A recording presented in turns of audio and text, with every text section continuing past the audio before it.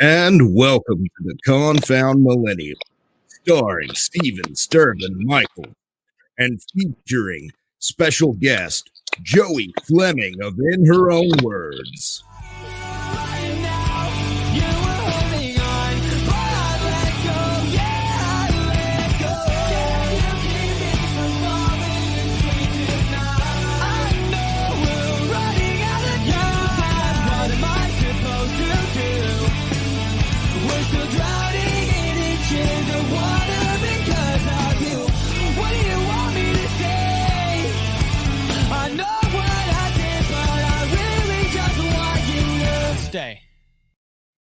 So, hey, Joey, how's it going? What's up, man? How's it going? How you doing today? I'm doing good. It's been just a long day of anxiety as usual, but other than that, I know how that goes. Just love any day I get to do a podcast. So glad to have you here. Yeah, man. Have you been doing a lot of podcasts since COVID started?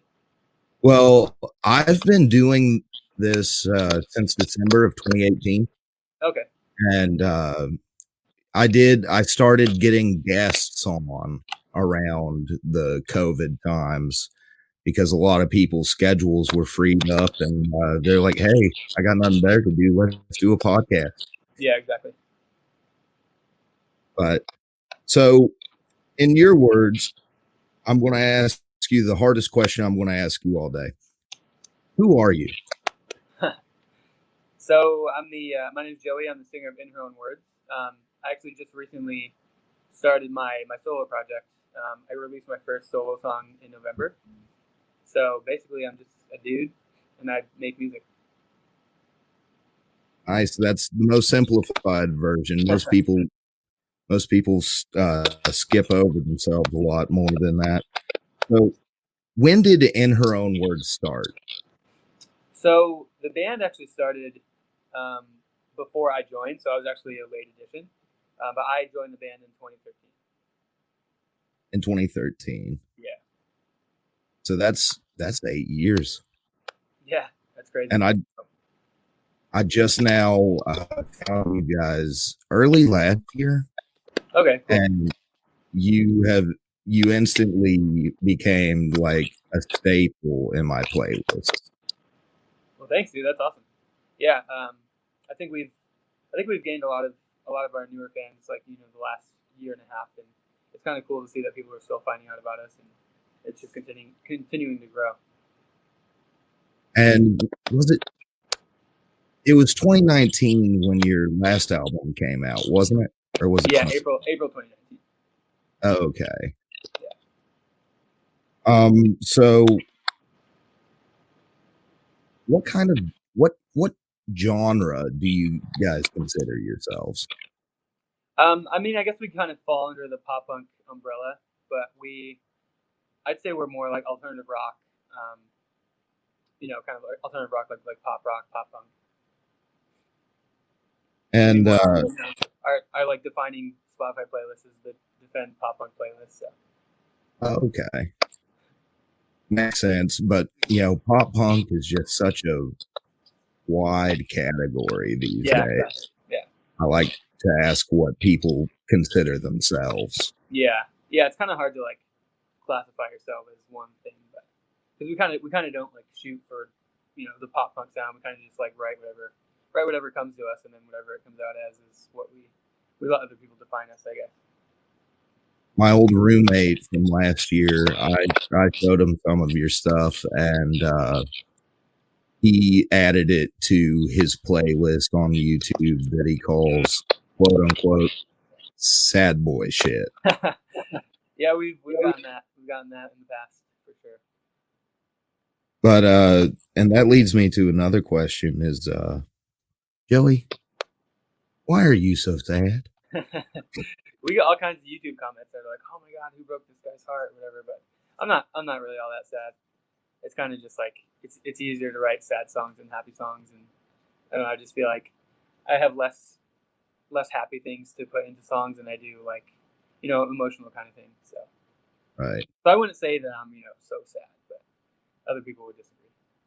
Writing a happy song just seems, it kind of comes off as cheesy in your head. Yeah, Sometimes. sometimes. Like I would say, like our song "Alone with You" is like one of our few like happy songs. Um, it's like it has like sad like undertones, but it's like, you know, all in all, it's like it's about like being, you know, being happy. Yeah, I don't listen to that one anymore. Not because of you guys, but there was a girl. Oh yeah. See, that's I the can't problem with listen our to it. music is people get too connected with it, and then they they connect their memories to it. But no, like I love you guys' music. Like I'm generally, you know, kind of a downer person, but so I listen to things that I feel like people can identify with me with. Right. When I listen to your music, it's like, oh, there's somebody out there that can put into words what I'm feeling. Yeah. I mean that's kind of what we go for when we're writing lyrics and the overall feel of everything.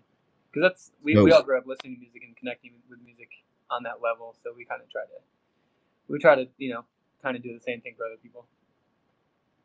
what kind of music is your inspiration when you go into writing music for in our own words? Um, I don't know. I kind of just listen to like a giant like smorgasbord of stuff. Like I listen to everything from country to hip hop to pop punk to rock to like literally everything. So I kind of connect with lyrics more than like an overall genre of music. So there's not like one genre of music that I'll listen to for a few weeks and be like, okay, I need to write music like this. It's more so like oh, this song made me feel this. I kind of want to bring those feelings into my own kind of creation. So yeah, so it's kind of hard to pick like one style of music to like inspire me. It's more about the lyrics and like how the songs feel. With that being said, who do you think is one of your, like, who would you say your top two personal favorite bands are? I mean, my first band like ever was Blink-182. They were just like the one that got me into this entire like scene or whatever. But my like favorite band like currently like pretty much my all time favorite band is the 1975. Just like because they're just so like versatile and they don't really stick to one genre. Like if you've listened to their latest record, they have all kinds of different songs, and it's more about just like the message that they're portraying. If that makes sense.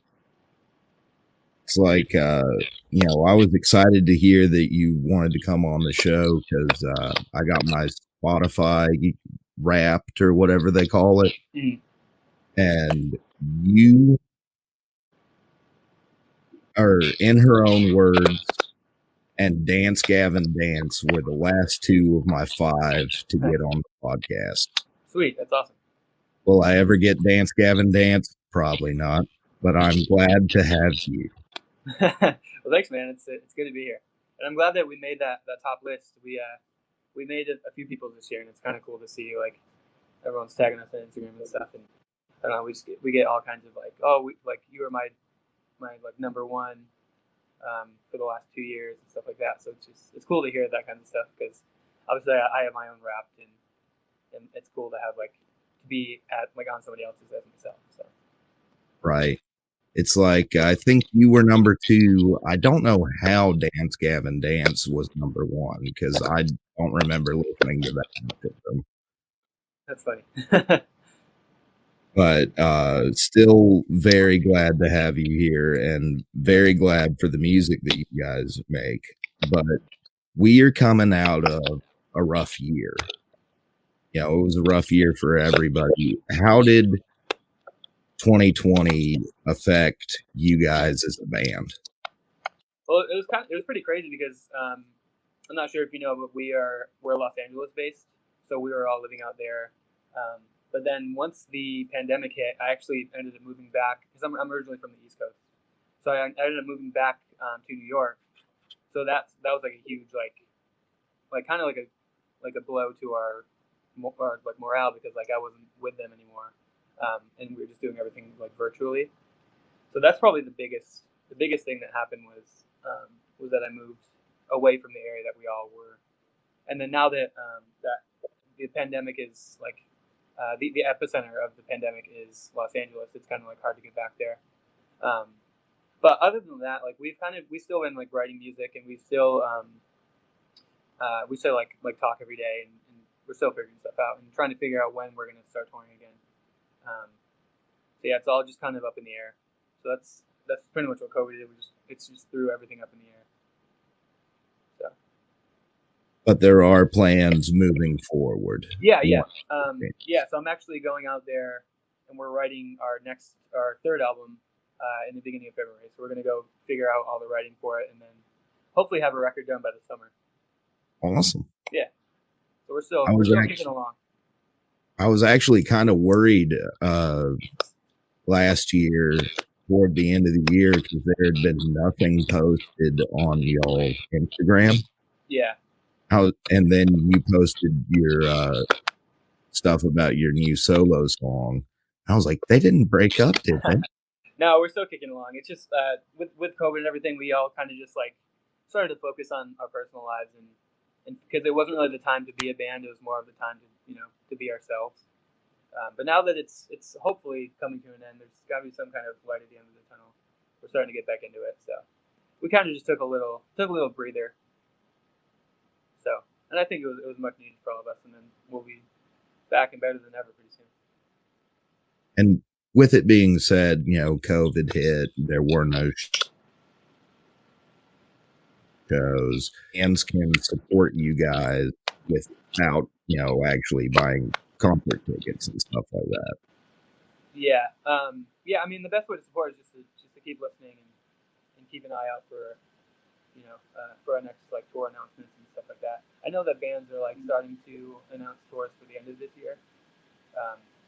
So we just got to figure it out how to get ourselves out there too. But right now the main priority is new music. So that should be it. That should be good news for everybody, hopefully. So I usually have a guest or a co-host named Chandler here, and he, bless his heart, he refuses to do any kind of research into who we have on the show. Oh, really? And he just has a set few questions that our fans have come to expect. So I am now going to ask you a couple of Chandler's questions, so he's here in spirit. What's your favorite color? I don't really have a favorite color. I think I just like all colors. I've never seen a color and be like that. I don't know. I don't know if that's weird or not, but I just don't have one. I mean, if I had to pick one, it'd probably be like this color blue. But I just can't pick the color that I like. But so no favorite color. Yeah. Do you play any video games in your free time? Yeah. I play a lot of like skateboarding games, and then I just started like golfing in 2020, so I bought like a golf video game, and I play for hours and hours and hours. It's like the PGA Tour on Xbox. That's sort of the only games that I play. So coronavirus hit, and a lot of people turned to alcohol. A lot of people started smoking a lot. You turned to golf. Yep, that's what I did. Gonna be happy about it. So, and then one other thing that he asked is, or two, I got two more, sorry. What is the nerdiest thing about you? Because we are a nerd-based podcast. Okay, nerdiest thing about me. I don't know. Because I'm not really like I don't like call myself a nerd. I kind of nerd out about the 1975. They're like, I'm like a fanboy kind of guy for that. Like Everybody's a nerd about something. something. I've been in so long, but like I nerd out about like they're like live production. And then last thing, he wants to know if he can play the cowbell at one of your shows. Yeah, we actually have a couple songs that call for cowbell, so we can definitely come and take the guest spot on stage left next Awesome. He'll be so excited. He barely knows who you are, even though I've tried to shove you guys down his throat, but he'll be so excited that we're playing the Cowbell. That's awesome, man. We'll have a microphone ready for him. We just want on our Wikipedia page one day just to say a list of songs we've played Cowbell on. You know, is that so much to ask? You can do it. You can do the whole set if you want. You don't have to do one song. Oh, yeah, that's what I'm talking about. And one last guest question from my secondary guest. I showed him some of your music right before we started, and he wanted to know two things. What's your favorite emo band? And you remember where you were when you first heard Welcome to the Black Parade? That's funny because it's actually My Chemical Romance is my favorite emo band. I actually used to like jump up with like a fake guitar like on my bed and pretend to like be My Chemical Romance when I think I was like 9. Like, this is what I want to do when I grow up. I want to be an emo guy. So I guess like, yeah, it was actually the Black Parade was actually one of the first albums that I bought with my own like birthday money or whatever. So yeah, I think I was 9 years old, maybe 10. So yeah. So back to my side of the question. So you just came out with your own solo song. You just call it New York or NY or? Yeah, either one, New York or NY. I usually say New York. Like, oh yeah. So what inspired you to? I mean, I know you said that you had left from LA and were now in New York. When did you decide, like, I'm going to start doing some solo things here? I mean, I've been saying that I've been wanting to do it for the last, I don't even know how many years, like probably the last 5 years. I've been like writing songs on my own, but just not putting them out. So I have like tons and tons of songs that will probably never be heard. But I'm just like, I just have to put at least something out and just try this. So with the band kind of slowing down and like me having like all this free time, I decided like now about like as good of a time as any to start it. So yeah, I'm really excited. I have a couple more songs that are going to come out too. It's more like on like the pop side, just like fun, like easy going kind of music. But I'm super excited to do that stuff alongside of Gavin. So. Have you already done the recording for the solo stuff? Yeah, yeah. So I'm planning on putting out like a couple singles within the next few months.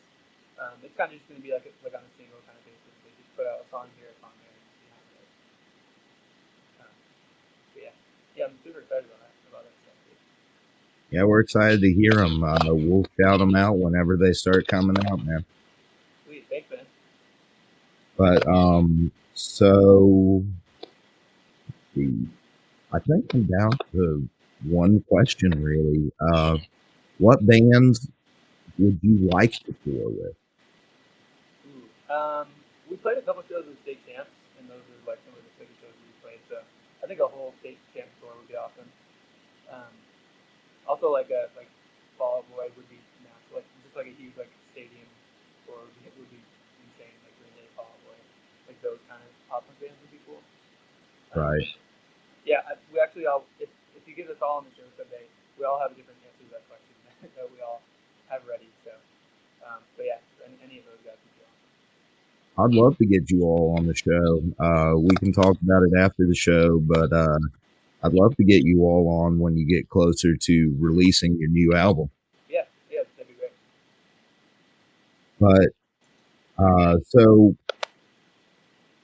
is there anything that you want to say to the fans out there? Just stay safe and keep looking out for some new stuff from us because we're becoming involved in. So be ready. All right. I think that's about all I got for today. Like I said, I'm so glad you came on. We love your music here, or I do. I'm going to force Chandler to love your music. And I guess there's only one thing left to say. This has been the Confound Millennial, starring Steven, Stirvin, Michael, and featuring Joey Fleming of In Her Own Words. I think I'm feeling so alone when I'm surrounded by a crowd. I just can't think straight. I'm sick of not knowing where home is. Sick of pretending that I'm homeless. But how am I supposed to just assume that everything will fall back into place with a snap of my fingertips? I can't explain this hate that I hold. Well, I guess I'm just afraid. Well, I guess I'm just afraid.